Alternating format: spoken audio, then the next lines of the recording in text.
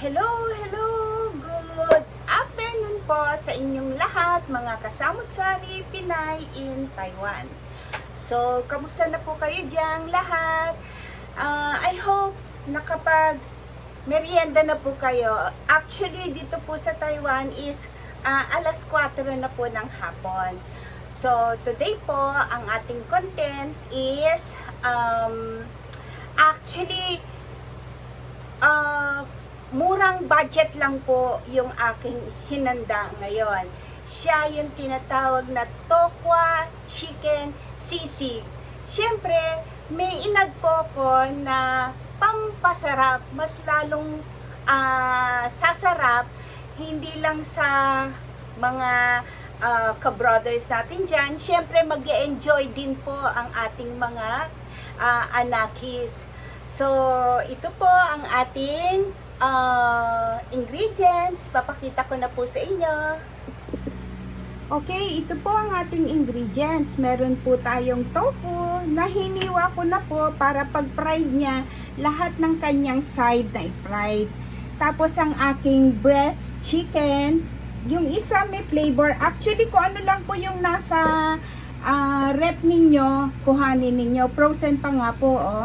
Pero di bale, i-oven ko naman siya mamaya. And then, naghanda po ako dito ng kanyang sibuyas. Siyempre, hindi mawawala ang sili. Ito pong sili to, na-prepare ko na po siya. Food processor ko na po siya with sili and garlic. Then, siyempre, para sa ating mga kiddo, sasamahan natin ng cheese. Ito po ang ginagamit kong lemon. Nabibili po talaga in one bottle yan. Okay po. And then, nandito po ang ating mga other seasoning. Okay po. So, samahan niyo po ako sa pagluluto ng ating tokwat manok sisig.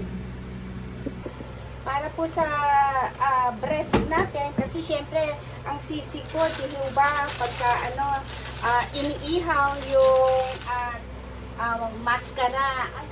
Ang ginamit ko po kasi dito is breast chicken. So, kuha po tayo ng wrapper. Wait lang po. Ito na po ang ating paper para sa ating turbo. Saksak na po natin siya. And then, actually, para hindi dumikit po is, pwede po tayong mag-spray ng konti.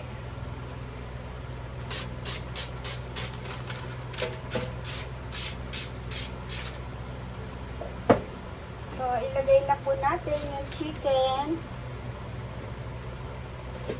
Yan po. And then, ating sisimulan ang kanya. Yan na po. Ayan, nagsisimula na po siya. And then, hintayin na lang po natin siyang maluto dahil nakaprepare naman na po yung iba.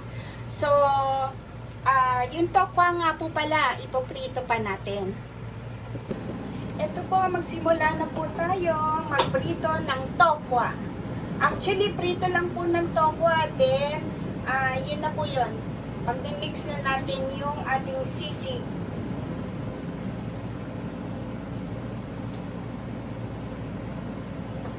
Painit lang po natin ang ating kawali. Ito po, mainit na. Maglagay na po tayo ng mantika.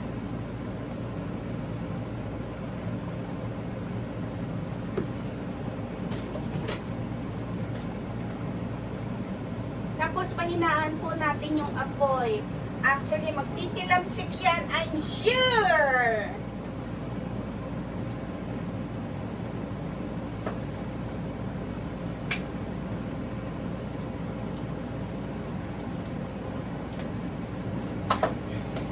I hope guys na okay ang Sunday nyo dyan.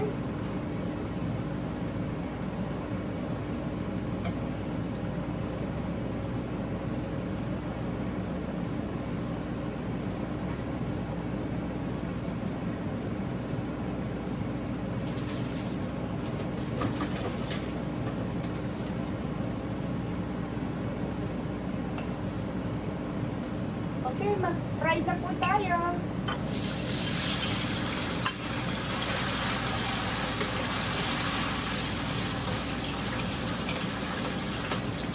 Actually, ang gagawin ko po sana, ipiprito ko muna yung tokwa na buo. And then, pagkatapos iprito, hahanguin, then hihiwain, then another prito na naman. So, ang ginawa ko po, dire-diretso na lang po siyang mag-fry ng ganyan. So, subukan natin kung pwede.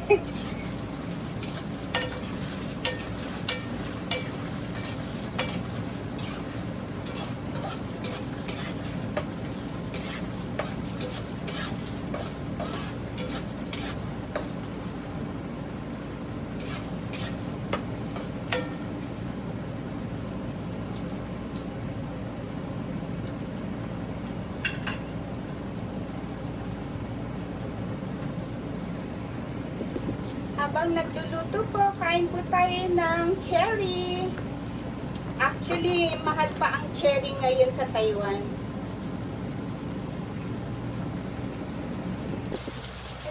Ito po, medyo okay na po itong ganitong ka-toast na tokwa. Patayin na po natin.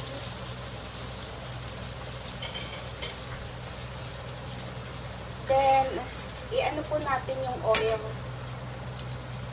Salain natin para hindi masyadong oil mamaya.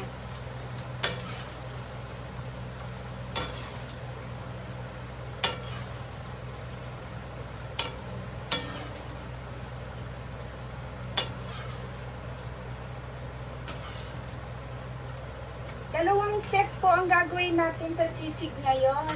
Yung isa para sa mga matatanda. Tapos yung isa naman po para sa mga bata. Ibig sabihin, pag matatanda, syempre, hindi mawawala ang anghang. Yung ating chicken, okay na rin po. So, ating hihimayin din siya.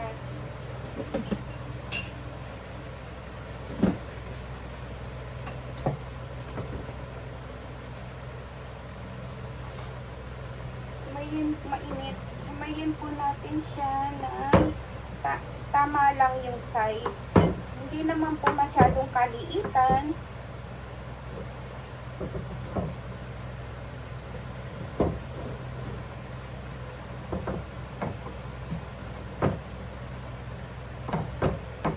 Kasi ang chicken, pagka talagang luto na, lalo na pag chicken breast po, nagdudurog-durog na po siya.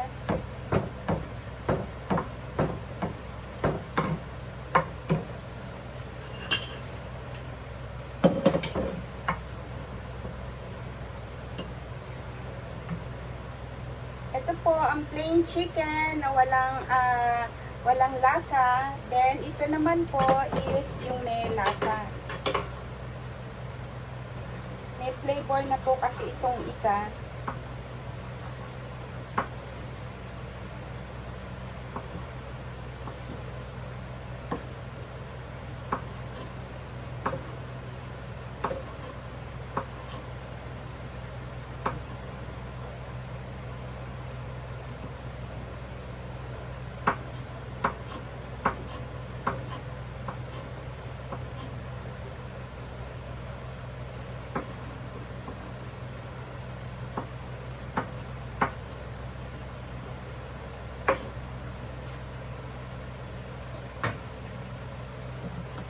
So, ang ating tokwa is hahatiin po natin.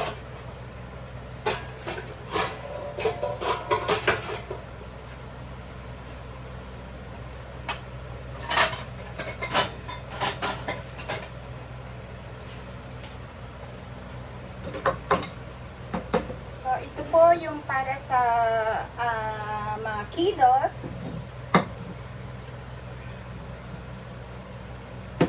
Tapos, ito naman pong may flavor sa mga matatanda. Kasi, may maanghang po siya. So, ang tokwa natin, hatiin po natin.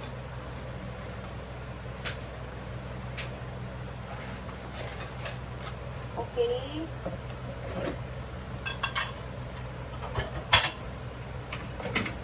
Tapos ang sibuyas.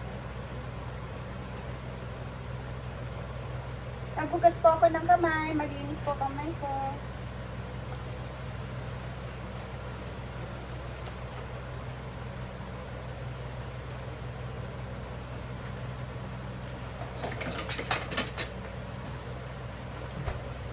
Ang lemon juice po.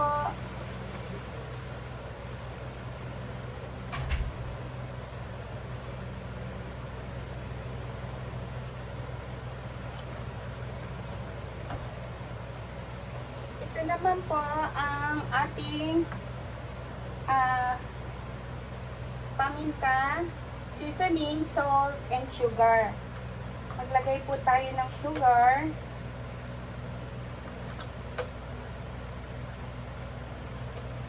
Ang pepper.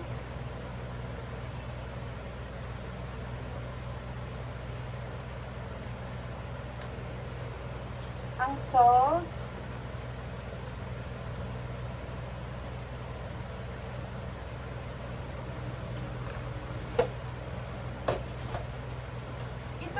Is liquid seasoning.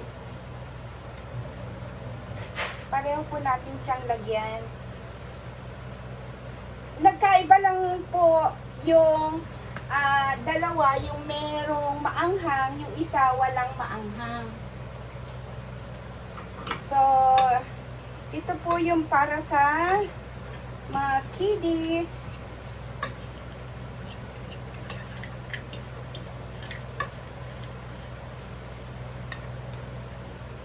Ito naman, ito po pala para sa mga kiddies. Ito yung para sa mga kiddies. So, ilagay na po natin yung paminta nang sa gayon, hindi na ako magkamali. Hehe.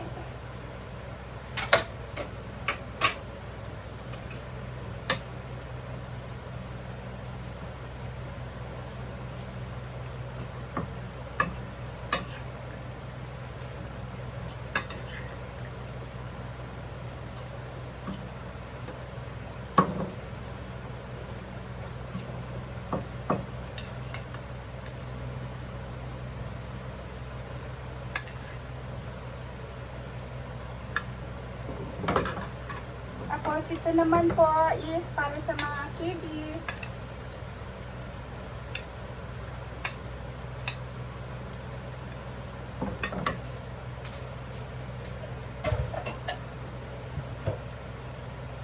Then i-plating na po natin sa mga kiddies.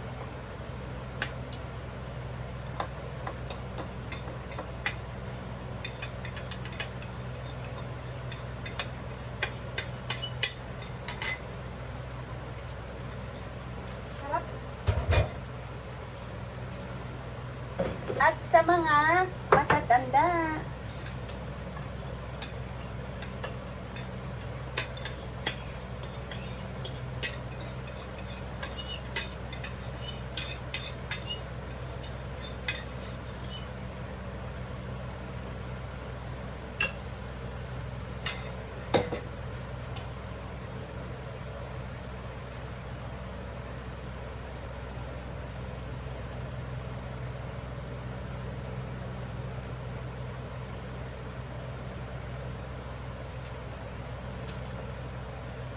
At lagyan po natin ng, syempre, ang mga kiddies mahilig sa cheese.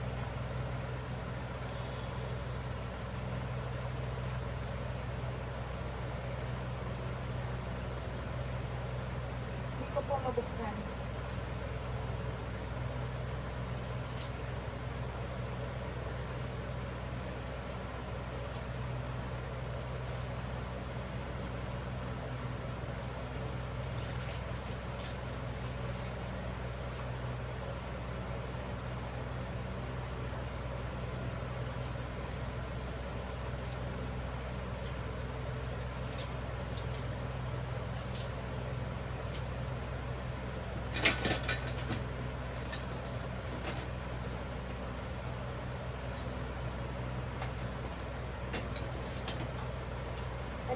lagyan natin ng cheese ang mga para sa kiddies.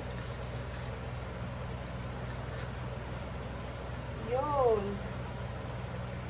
Ang bilis.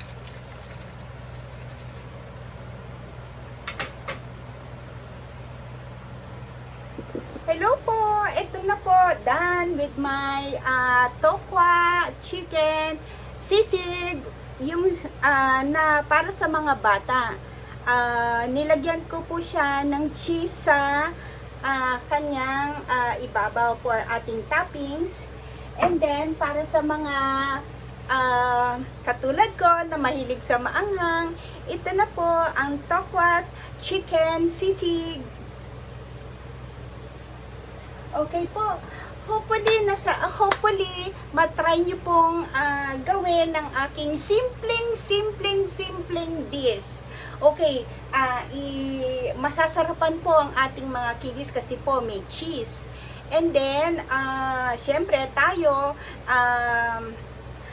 pwedeng papakin, pwedeng ipulutan. Hello, ang aking anak, ang taster, sa mga kiddos. What did you say? Approve? Thank you! Ayan, nagustuhan po ng aking anak yung para sa kiddos. Hindi po siya pwede kumain ng medyo maanghang. Meron po at hindi ko po alam kung ano yung reason, pero I don't know. Hindi ko po alam kung ano yung reason, pero hindi daw po siya pwedeng maanghang, although tinikman niya rin yung maanghang. Masarap daw po. Kaya ano pa ang hinihintay niya mga kamamis? Magluto na rin po kayo or mag-prepare na rin po kayo ng ganito. Mapaulam man, mapapulutan, habang nanonood ng TV, okay na okay. Tama-tama po sa panlasa nating lahat. Okay po, salamat. Maraming salamat po. Sana po nagustuhan nyo ang aking content for today. At kung meron pa po kayong gustong ipatry sa akin, syempre naman po, hindi naman po ako ganun kagaling magluto. Of course, pare-pareho po nating pag-aralan. Okay po, maraming salamat po sa inyong lahat. And hope na our God bless us all, keep us strong. Lalong-lalo na po sa kagaya ko, may pinagdadaanan pero hindi nyo po nakikita sa aking panglabasang anyo. Pero po, hindi naman po mag-isa lang akong may pinagdaraanan. Alam ko po, ang mga mommies, maraming pinagdaraanan po yan. Anyway, andiyan po si Lord. Hawak lang po. Okay? Kapit lang po. Fighting! Okay po, ito po ang inyong kasamot-sari, Pinay in Taiwan. Hopefully, mag-likes po kayo and mag-subscribe po and share our videos. Maraming salamat po. I love you all and God bless us all.